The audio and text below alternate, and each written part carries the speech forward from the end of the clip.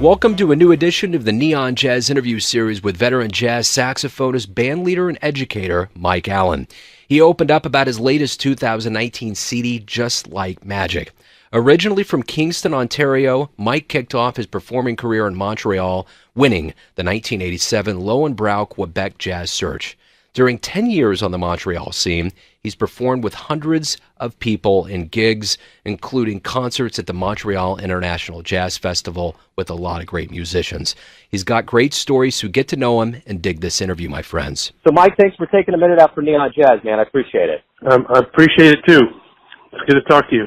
Yeah, good to talk to you. So let's dive right in and talk about Just Like Magic. It's a great CD, and I want to know from you, what was your artistic vision with this project? The artistic vision was to come together as a band as quickly as possible. Now, I'd never actually played with Peter before. I'd played with Lewis once on a jam session in Vancouver that I lead. And I knew that we'd play well together and that we shared a similar aesthetic.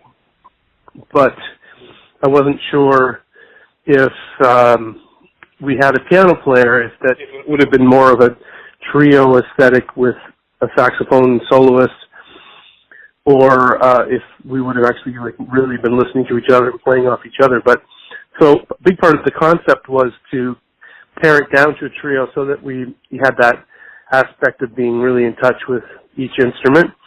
And so it worked out really well that the guys they totally got what I wanted, which was just to listen to each other and make spontaneous music.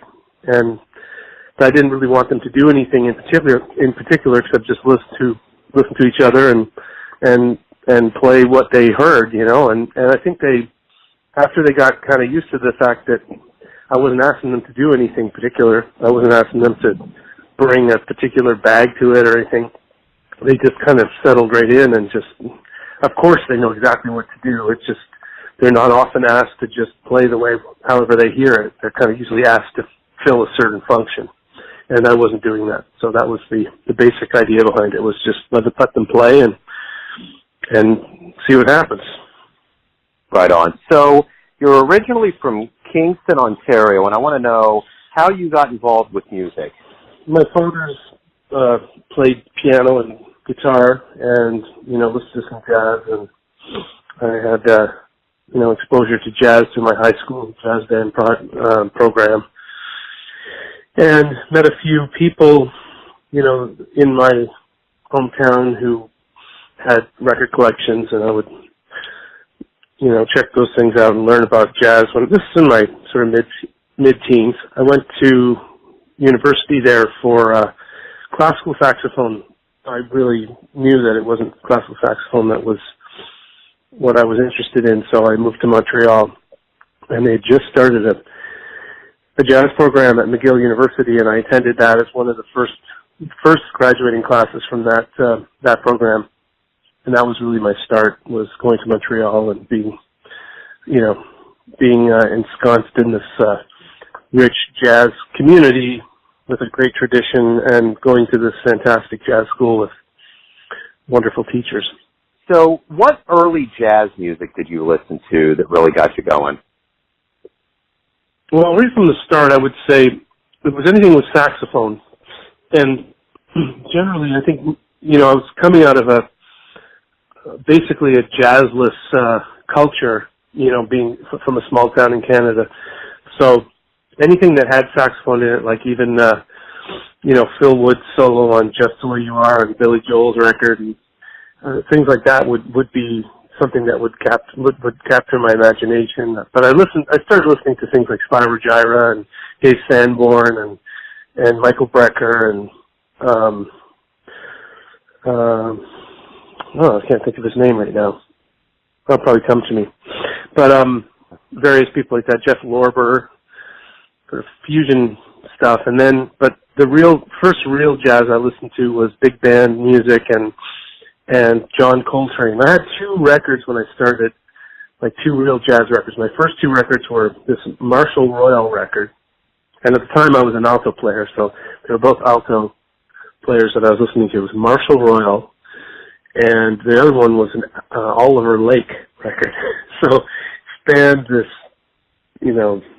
the genres from, really traditional to post-harmony kind of playing. I think in some ways that I was interested in the full spectrum of jazz right from the start because of my exposure to that. But then, the first guy that I really focused on was Coltrane. So you spent a lot of time on the Montreal scene, and you played with a lot of players. What did you learn during that kind of 10 years period of really being hot and heavy on the scene? One of the things I learned, this sounds funny to say, but one of the things I learned was that a lot of what happens on a jazz scene is not interesting to me. So, a lot of what it is the professionalism side of it and the sort of being, having everything really together, really playing strong and, bringing your A game all the time. And I always found that what interests me the most is music that, the kind of music I want to listen to over and over again is not the kind of music that is made from that space. It's usually made from more of a communication on the bandstand, the group is bigger than the individuals kind of concept. So that was always what got me. And there was not a lot of that kind of music being made anywhere, to be honest. So, but there were a couple of people that were doing that in Montreal. My first, I would say my main training ground for jazz was in Sonny Greenwich's band when he hired me shortly after I got out of university. That was where I learned a lot about composing, band leading, how to be like an artist, all the time in the music, and that was probably the major thing. I played with a drummer named Pete Magadini and his band, and I had my own band going at the time with various local people. But mainly, I think I would say Sonny Greenwich's band is really where I learned to. Was where my aesthetic kind of came into focus. So from there, you moved to New York City to study with Joe Labano, then San Francisco with Joe Henderson. What were those two experiences like? Well, New York is an incredible place to be. It was so much more than just the lessons. It was just, go out and hear him play and hear all the other great musicians play and be exposed to that energy. And so that was a pretty formidable year. I was at New York University at the time too, doing a master's. So I was kind of busy studying as well as going out at night to hear people. But I think it really took it up a notch for me. It made me realize that I really had to be serious. That whatever I'd achieved at the time when I went wasn't nearly enough, and so it was very motivating to push me forward to keep working. And there's so many great players there that nobody even knows about. So I don't mind being one of those kind of people, but I did want to be one of the great ones. So I knew that, and all those guys I know would be practicing all the time and going to play sessions and never resting on their laurels, Yeah, absolutely. So you've been... you asked about San Francisco, right? Yeah, absolutely, yeah.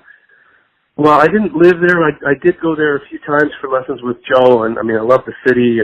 But the times that I was there were really about the time I spent with Joe, and those were all afternoon long lessons. I'd go to his place and we'd just hang out for 3 or 4 hours, and I'd be exhausted by the end of them. But I learned a lot about how he thinks mainly, and how he thinks about music and how he thinks about the saxophone, and I learned a lot of sort of inside information on the things that were going on in his life at the time, which at the time when I studied with him, I was only 31.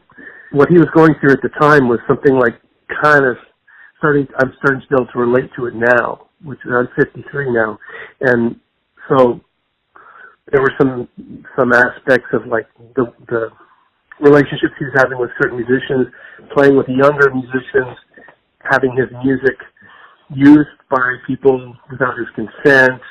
Not that I'm going through that particularly, but there was a lot of things that kind of a lot of things that he was sharing with me that I didn't know he was dealing with, and so I learned a lot about him as a human being, and learned a lot about the music industry, and obviously a lot about music. So it was great. So you've been all over Canada. You've been to Europe, the United States. You have 14 plus albums as a leader. Are you happy with where you're at in your career? Yeah, I mean, I am, because nothing has really gotten me off track from feeling like I need to keep, pushing forward and improving. Like, the one thing about seeing a little bit of fame and fortune at some point is that it's pretty hard to keep, the fires burning when that happens. And, I've never really had anything significant in that way, except a little bit at the beginning of my career. And it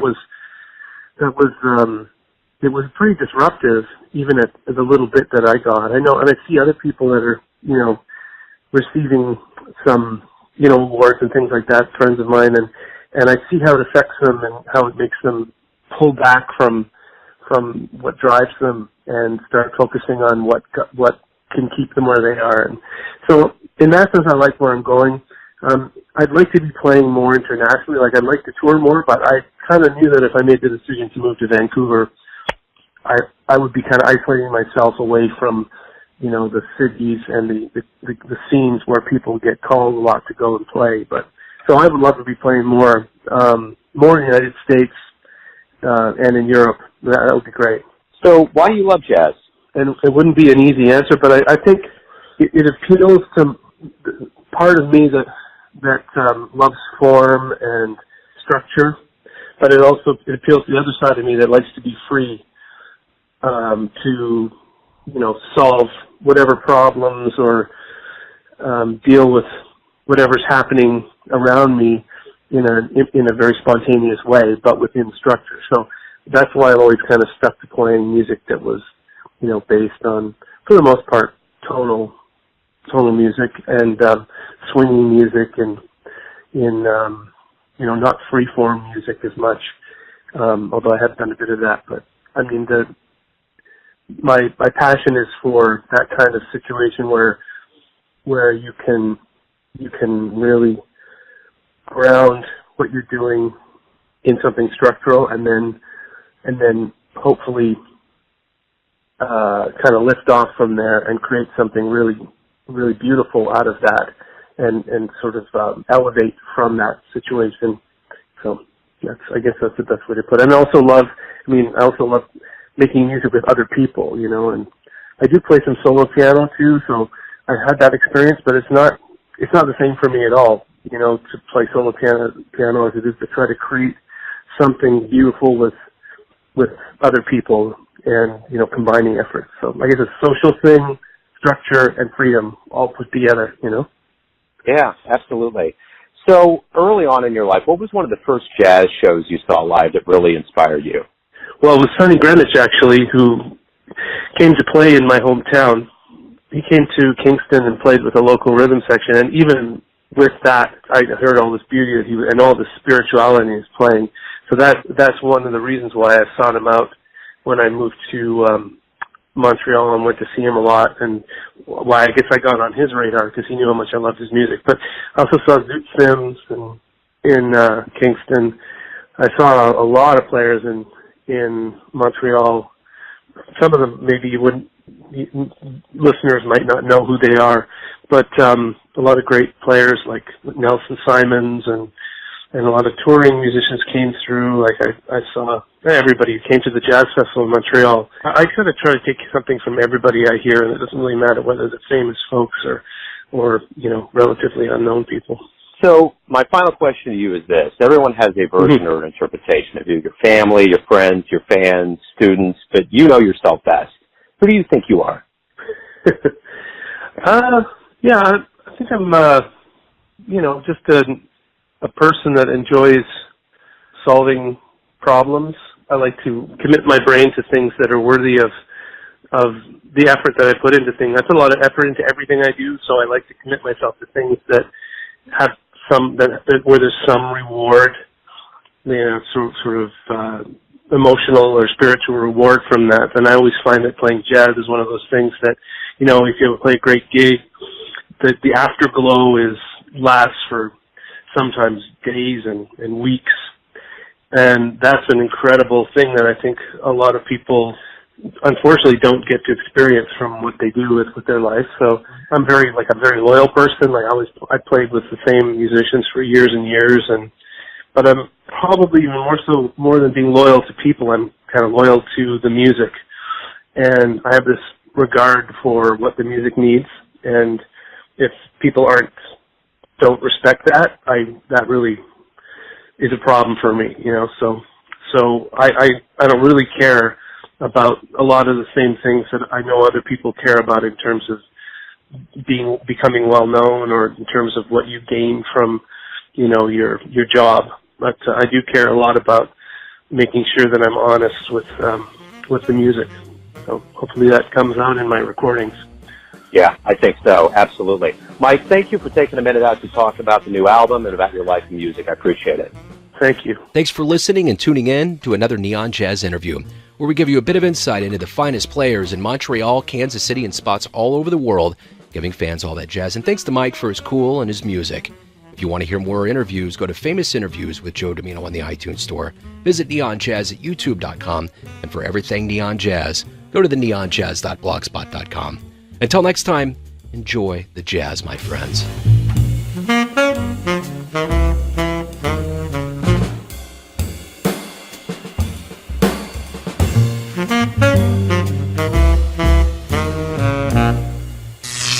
Neon Jazz.